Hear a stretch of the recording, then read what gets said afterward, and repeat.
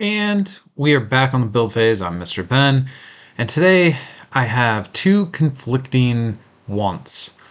I want to have all of my main AEW reaction shows grouped together in release order. A nice little run of 3 or 4 episodes there. You could even go so far as to call it an arc, I suppose. But I also want to listen to the community's reactions to the wrestling shows. And those goofballs over at Team Apex gave a bunch of card preview reactions in the same episode where they talk about AEW. So if I want to be able to do my usual thing, which is to read the cards and react without letting anybody else's opinions get into my head first, I have to do these card reactions before I can listen to their wrestling episodes. So that's what's going to happen. Today, I'm going to run down all of the cards that we've seen revealed by Upper Deck for New Brotherhood, give a quick reaction to them, and then I'm going to go see what Apex has to say about AEW.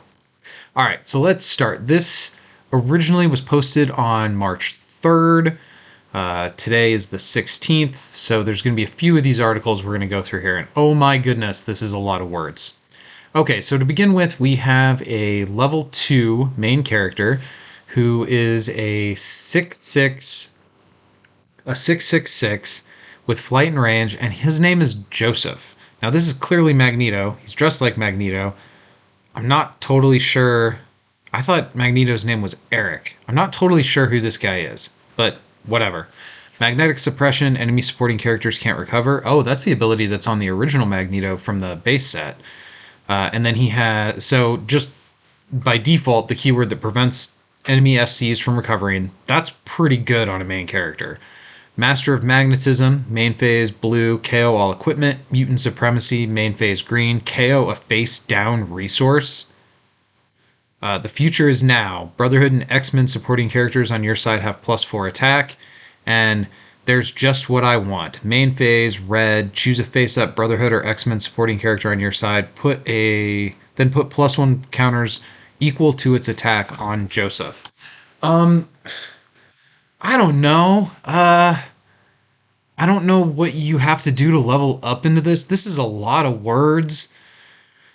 The magnetic suppression alone is pretty strong on a main character, particularly one that has range, so you can hide him in the back row and maybe try to protect him. 6/6 is not a great stat block for a level 2 MC. He does have 6 wounds, though, so maybe that's fine. All these powers seem pretty good. 2 strong keywords, giving Brotherhood and X-Men supporting characters +4 attack, while this guy's face up feels pretty good. Preventing enemy characters from recovering, that's strong. KOing all their equipment. I mean, your mileage is going to vary on KOing all enemy equipment. They have to have equipment in order to KO it. But paying a green to KO a face down resource feels like it's going to be good almost all the time, especially with all the stuff that we've seen that really encourages people not to leave face up resources hanging around in the row. Putting +1 counters on him equal to a supporting character's attack. I guess that kind of offsets the drawback of 6/6. Yeah, this MC, this level 2 seems kind of ridiculous, actually. I don't know how to get here. My assumption is that the level 1 is either really weak sauce or it's got a really difficult level up condition. But this level 2 is kind of absurd. Destiny. Whoa. Okay, so the card art on Destiny, this is a 2-drop 2/2/1, and the card art is not good. It's like the artist started drawing and then got bored before they finished her face. Like, she's like faceless. What is this? Okay, that's really weird art choice here. One of a kind, 12 volumes of prediction. When Destiny appears, name a location, then reveal the top 12 cards of your deck, put one location with that name into your hand, and then shuffle the rest of the cards back into your deck. Is that it here? Oh, hold on. So there's another one. One of a kind, 2/2/1, 2 cost. When Destiny appears, name a supporting character, reveal the top 12 cards of your deck, put one supporting character with that name into your hand, and the rest back into your deck. Okay, so there's 2 there. They're both one of a kind. They both have the same name, but they let you scry for a different card. What do we think the other ones are going to be? Probably a plot twist and I guess an equipment? that would be the four types of cards that the four different Destiny cards could search for, I guess. It feels pretty good. I don't think you probably run all four of these ever. This is probably something you run in a deck where you really need to make sure that you hit a specific character or a specific location or a specific plot twist. It feels like it sucks a little bit that you have to name the thing you want, then reveal the 12 cards. So you could name Find Cover and reveal 12 cards and they're all plot twists, but they're not the one you wanted. I mean, I don't know for sure there's going to be a plot twist version of her, but it seems likely. Yeah, so the first one is number 11, collector number, and the second one I read was number 13. So there's almost for sure going to be at least one more. I have to assume it lets you search after plot twists. Maybe they only do three of her, and you don't get one specific for equipment, but my guess is that there's going to be one for equipment and one for plot twists. Finally, on this first reveal article, we have Mesmero. This is a 1-cost 1/3/1 with range. Main phase, each enemy character gains lumbering. If you don't remember what lumbering does, they put reminder text on this card, which is probably good because I don't think we've had a card that deals with lumbering in a long, long time. It forces the defending player, or forces the attacking player to allow the defender to choose who they're defending with. So if you've played Magic before, it basically gives you the ability to declare blockers rather than declaring direct attacks, which could be really annoying. He's a 1-cost. This is a pretty good tech card. I mean, it costs a yellow, so yeah, Jessica Jones, of course, but like, this is a 1-cost that could fit in pretty much anywhere and could really screw up your opponent, particularly late game when they're closing in for the kill. This guy could completely hose somebody there at the end. But do you want to be playing a 1-cost on like turn 7 when you're facing down an opponent who's attacking in for lethal? I'm not sure. It feels like there could be some promise here. I see this as being a tech tool. Maybe it is a like if there's a main character in the format who has to satisfy a certain condition, like they have to stun a character with flight or stun a character with range or something like that, this Mesmero could really hose that MC and force people off of it, or this could be a silver bullet against that type of level up condition.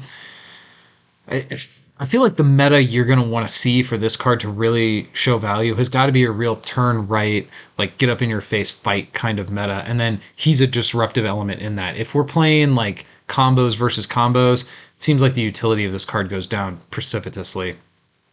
But yeah, interesting effect. I can see hypnotism actually being useful. So to kind of run these down again, the level 2 Joseph feels really strong. All those words are good, but I don't know how we get here, so it's hard to say. The Destiny kit, I'm assuming we're going to get a kit of these cards that let us scry the top 12 cards of our deck for a specific card that we're looking for. Time will tell if this actually earns a slot. It feels like it's cheap enough to me that you could totally put this into your deck and not feel bad using it to dig for an important card on like turn 2, turn 3, maybe even as late as turn 4.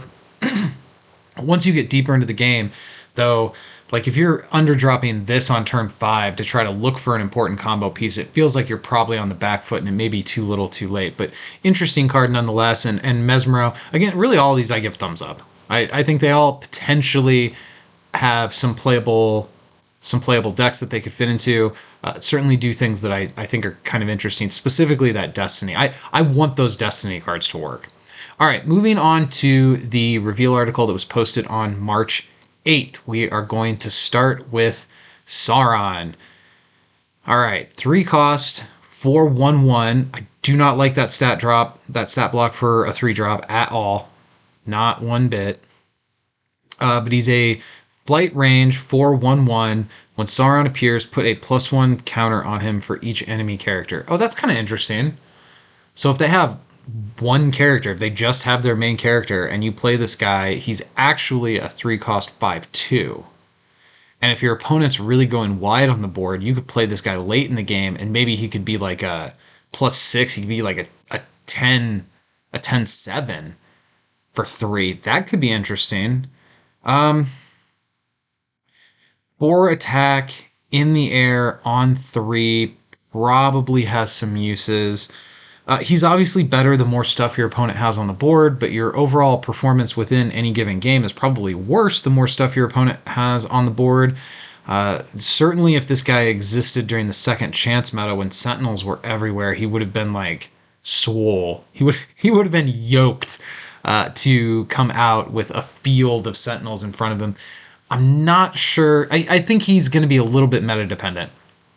If we end up in a meta that's largely waiting to get combo pieces, not building a board that's kind of mid-rangey where most people are playing one thing per turn, he looks a lot worse. Anytime there's a format that encourages swarmy decks, I should probably say flood style decks, decks where you're playing lots of little characters, then he looks better and better and better. And this could be a huge punish for a deck that goes all in, which it kind of feels like what they want the X-Men to do is maybe underdrop and rely more on team attacks. Like it certainly seems like that's a theme with X-Men. So giving the Brotherhood a tool that like directly punishes that strategy feels pretty appropriate.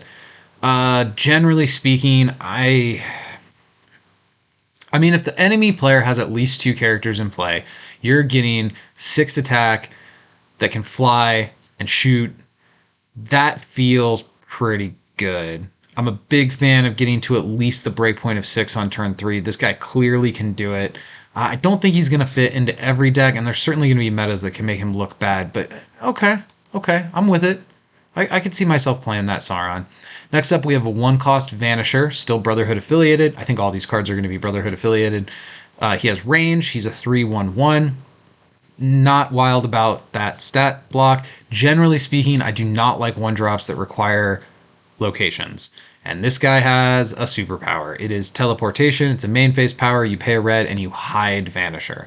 So hide is where you turn a card face down, but you don't turn them sideways. So it's distinct from being stunned. They're not stunned. They're hidden, but they're still difficult to interact with by virtue of being face down.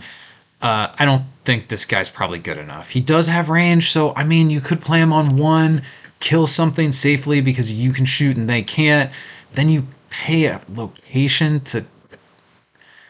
I would have rather had this guy just be a 3/1/2. Just give me a 3/1/2 instead of this teleportation thing. I don't think I like this 1-drop. Yeah, I don't know enough about the character Vanisher to know if I like I'm guessing from his name being Vanisher, his ability to hide is like super thematic and like that fits really well, but like as a card, I don't think this is something I want to put into my deck. Okay, 4-cost Unis. Oh my god, this stat line. He is a 12/2/2. You repulse me, any combat, pay a green, Unis can't be struck this combat. So 12 attack on turn 4 is totally ridiculous. He does have 2 health, so you're probably going to get to kill 2 things with this guy before your opponent can deal with him. Wow. Very vulnerable to range. Obviously, I just kind of got done talking smack about Vanisher, but obviously that 1-drop can totally deal with Unis with almost no problems. Yeah, this guy feels good. Even if you're not on Brotherhood, even if you're not on greens, having the access to 12 attack on turn 4 is massive. That's just absolutely massive. Depending upon how much lethal there is in the format, you may not get a C full value out of the 2 health on this guy. But that might not even be that bad. Honestly, like 12 attack, you could safely underdrop this guy up through like probably turn 7 and still hit most things. Wow. That's a big deal. The art is kind of funny too. That I think it's Unis and Beast, and the way Beast looks, he has just the skinniest little frail legs. I don't understand why he looks so emaciated. Apparently he's been skipping leg day. Don't we all, Beast? Don't we all? Next we have a 4-cost Mastermind, Brotherhood affiliated. He's a 6/5/1 with range. Those stats for turn 4 are okay. They're not bad, but I'm not crazy about those stats. His ability is Reveal Illusion, build phase, pay a blue, KO another supporting character on your side. Off to a bad start here, Mastermind. Then put a Brotherhood or X-Men supporting character with cost less than or equal to the number of resources on your side from your hand onto your side. Okay, so the restriction is based on how many resources. Ooh, okay. So it's Turn 5, I play a 5 drop. I attack with him. No, I can't attack with him because this is build phase. So you want to play this guy into a board that has a bunch of weenies that have already done what they needed to do or you don't care about. So you pay the blue, you KO a 1 drop, and if you do it the turn he comes into play, you have 4 resources, presumably, and you get to put another 4 drop into play. And if you do it next turn, you get to put a 5 drop into play, etc. Yeah, this is kind of like a weird type of ramp. It's essentially giving you board control, but you're gonna, like, what do you make your curve look like in a deck for this to work the way you want it to? If I recruit Mastermind on turn 4 and I want to use his ability before my opponent has a chance to get rid of him, which I feel like you probably want to do, you probably need to do, then you're going to have to be running other 4 drops because I don't think this ability is going to get around uniqueness. This puts a Brotherhood or X-Men supporting character into play. I don't think that when that character appears, it bypasses uniqueness. You're not going to be able to play another Mastermind. You're going to have another 4. How many 4 drops does the typical deck run? How reliant are you on this ability? This feels to me like maybe more of like a combo activator. Like you play, like Charlie 27 is a 1 drop with 3 health. So you get him out there. He's there. I realize he's the wrong team affiliation, but so we find a 1 drop, maybe Vanisher because you can hide him. But you get a sticky 1 drop who can hang around for a little bit. And then when you play Mastermind, you upgrade that 1 drop into Dokken or something. Well, I don't know.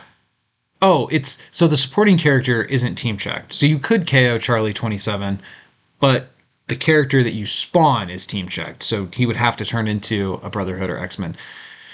That feels really specific to me. I don't think this is an ability that you're going to play, generally speaking. This isn't going to have like broad use across a lot of decks. It probably falls pretty flat in mid-range as an archetype. You're going to need sticky characters or you're going to need a deck that's willing to underdrop and get some weenies out there that can be turned into middle-sized characters or I don't. This one feels awkward. This feels like it has promise to me. Vanisher feels bad. Mastermind, I can't put my finger on it, but I think there might be something there with that guy. But it's going to be probably deck specific or situationally specific. So to run down the March 8th spoilers again, Sauron, I'm a little bit ambivalent on. I can definitely see how certain metas could make him get really big and be really cool, but if you're playing him for like stats, like if your opponent's board is all stunned out and oh no, it does say enemy character, so I guess even if they're face down, you'd still get points for him or counters for him, but I'm apprehensive as to whether Sauron is actually going to perform. So maybe a thumbs medium on that guy. Definitely thumbs down on Vanisher. I don't understand that card. I don't get why it is the way that it is. Unis seems very strong. 12 attack on turn 4 or any turn thereafter, and potentially really 24 attack because with the 2 health, you're probably going to get 2 swings with this guy a lot of the time. Maybe even more if you're on a deck that has the greens to spare. That feels incredibly strong. I mean, I remember putting Cersei in decks just because she could get to 12 on turn 6. This guy's getting to 12 on turn 4. And let's be real, Cersei wasn't that good, but 12 on 6 felt like a big number. 12 on 4 is a ridiculous number. Mastermind, it feels tantalizing. Again, I'm going to give Mastermind a thumbs up. I'm going to give Unis a thumbs up. I'm middle on Sauron and thumbs down on Vanisher. That's kind of where I'm landing on these. Although I do feel a little hesitant with Mastermind because I can't immediately articulate the brokenness that I think probably is lurking in there. Okay, moving on to the March 13th reveal article. This is still sticking with the new Brotherhood chapter of the Krakoa arc, and we're going to start with an imposter Magneto. Okay, here we go. Zorn. So he's level 1, flight range 056. That is a bad stat line, but we'll see what he does. I'm sure it's offset somehow. Main phase, a star in my head. Main phase, pay a blue, stun an enemy supporting character. Well, that's strong. You don't have to have an attack value if you can just kill people with locations. That feels That feels real strong, actually. Starlight, Starbright, level up one. So only needs one experience. Okay. At the end of your turn, you may discard three locations.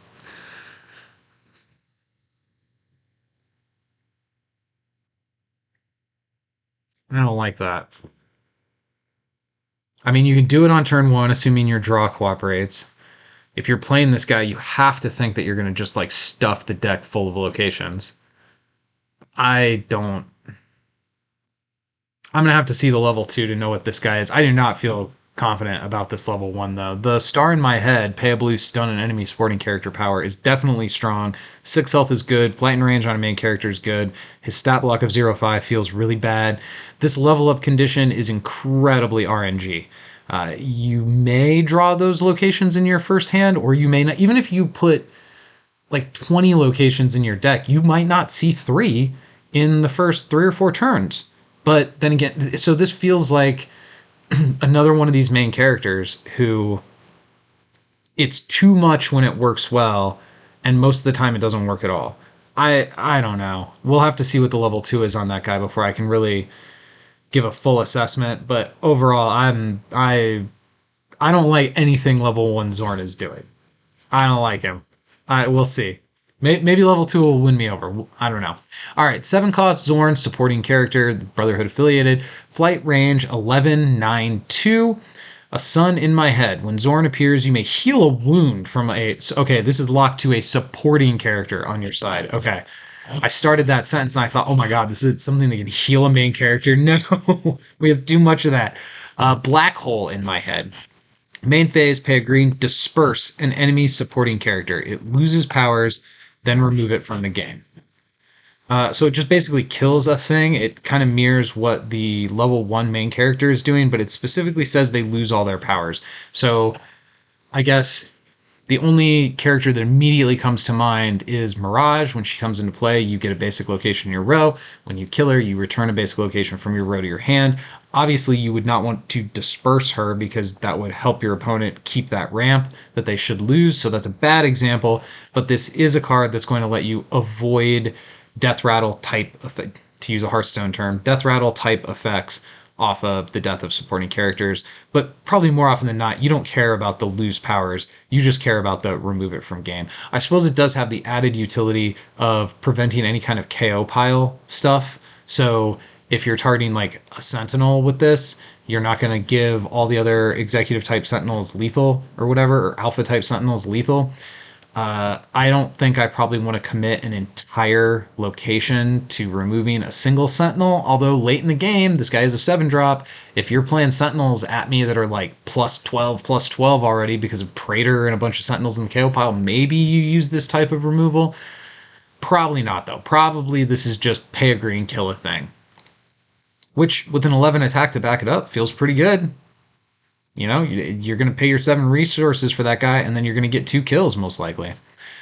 All right, Brotherhood plot twist, a nightmare made real. This is, unfortunately, another mutant loyalty plot twist. You can only play it if you have only Brotherhood and X-Men characters in your deck. And this is a one-of-a-kind mutant loyalty plot twist. Ugh. Attackers strike with double their attack until your next turn. Oh my goodness. If this was a combat plot twist that you only got for the combat, that would feel strong. This is a main phase plot twist that doubles all of your attack while attacking for the rest of your turn. Yikes. That will absolutely decide games. Is it worth it to go only Brotherhood X-Men? It's going to depend on the format. What are you losing out on? If Super Awesome Games gives us a format that's structured to highly incentivize and reward players for playing lots of X-Men and Brotherhood, which they tend to do since we have an X-Men Brotherhood expansion releasing, it seems very likely that they're going to want us to want to play those team affiliations to sell those cards, which is fine. So I think we can kind of expect some formats that are leaning towards incentivizing Brotherhood X-Men play. Maybe you won't feel as punished by giving up on whatever other cards might be in the format just to get access to this effect. That's a strong effect. Wow. Holy smokes. All right, and finally, Homo Superior. Brotherhood affiliated, Main phase, choose a row on your side, then put a +1 counter on each character in that row. So I don't know who wrote this article. Was it Richard? All right, Richard, you should have put Homo Superior first, because it's hard for me to get excited about Homo Superior after I just saw Nightmare Made Real. This is probably fine if you're building your deck around knowing that this is one of the plot twists in your deck. Maybe you commit hard to having a bunch of ranged guys that you're going to tuck into the back row and like one or two big flyers. Maybe your main character is a big flyer. Like this, I realize we're kind of off topic here a little bit in terms of team affiliation, but this would be the kind of plot twist that I would want to play in my rogue deck. Resistance Rogue sits up front. She bodies any defenders that come or any attackers that come in and try to mess with her. It lets you develop your stuff in your back row. This could be a way, added security for your back row. What are the main characters on Brotherhood looking like? How many +1 counters do you need to get for this to be worth it? I think you need at least 2 to feel okay, and your goal should be 3 or more. If your deck can't produce board states where you can get 3 or more +1 counters out of this plot twist, I don't think you should play this plot twist. 2 is like kind of break even, because that puts it in the neighborhood in terms of the power level of like a You Won't Like Her where when she's angry, or a Fair and Balanced. And I actually think the mutants have a very similar Fair and Balanced card that came out in the House of X, although I can't remember the name of it off the top of my head. Yeah, if your deck is trying to go wide, like if your deck is consistently getting board states where you have 4 or 5 characters out, well, then this feels pretty good.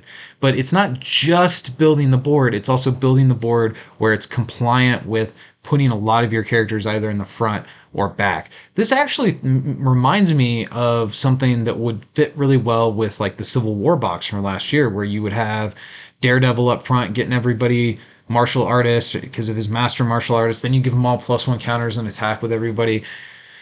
That's probably the sort of deck where this fits. Probably a very aggressive deck where you're going to have a lot of melee attackers in the front row. Probably.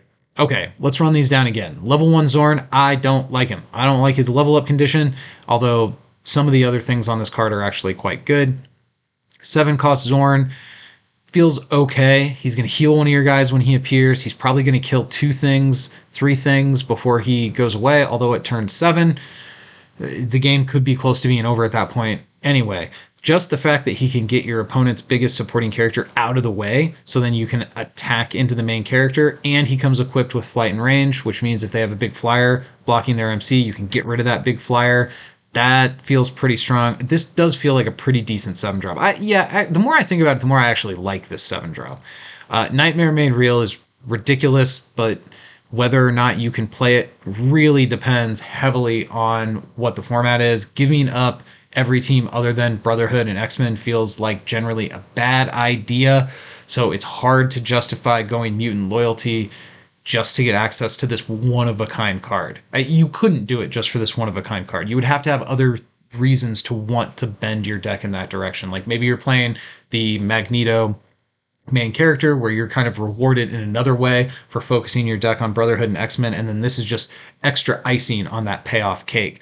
Homo Superior, sure, there's probably going to be decks where this can fit. Overall, I don't think I really like this last plot twist. It's fine, but it's not anywhere near as flashy as Nightmare Made Real. Overall, I think the last set of spoilers is probably the one I'm least enthused about out of the whole box. The previous couple weeks that we talked about on the show so far were a little bit more exciting. There's a lot of unanswered questions here, but this 7-drop, yeah, man, the more I look at this 7-drop, the more I like him. So, okay, that sums up all of the card reveal articles that Upper Decks posted with regard to the new Brotherhood expansion. As always, shout out to my patrons, keeping the lights on around here. I appreciate all of you very much. If you want to support what we're doing here, patreon.com/thebuildphase. I'm Mr. Ben, and you should go win some games.